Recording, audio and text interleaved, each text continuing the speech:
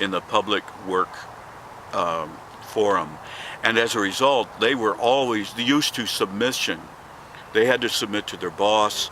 They had to submit to all the various hierarchies in industry and technology, government and religion. So the easiest thing in the world, in the ancient world, for a man to do was to submit. There were actually very few savages or indominated or indomitable people. Almost all peoples were conquered and tamed. For a man, the challenge in a marriage is not to submit to his wife because he's already submitting everywhere. The challenge for him was to love her, because the spirit of love was often extinguished in adults. In fact, the spirit of love would even be extinguished in most children. Before you reached the age of 12, you were already a diehard cynic because of the ancient world. Without Christianity, people were pretty hardcore. So the challenge for men in those days was to learn how to love again, because they had maybe stopped loving a long time ago. For women, the challenge was to be submissive to their husband. So it should be looked at as a challenge, not as a put down.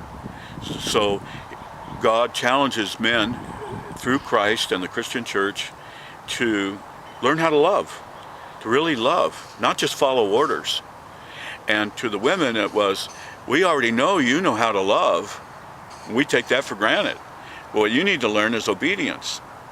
See, so the whole thing has to be looked at as what is it going to take to bring the two sexes together to create a family. There has to be some balance. And to balance the woman, they thought, oh, she needs to learn obedience or discipline, how to bend her will to the will of another. Because we already know she's generous and knows how to love and give life. The man, we know he knows how to submit. He does that 20 hours a day, you know. What he needs to do when he comes home is to demonstrate his love to his wife and children. He needs to love them, not obey them.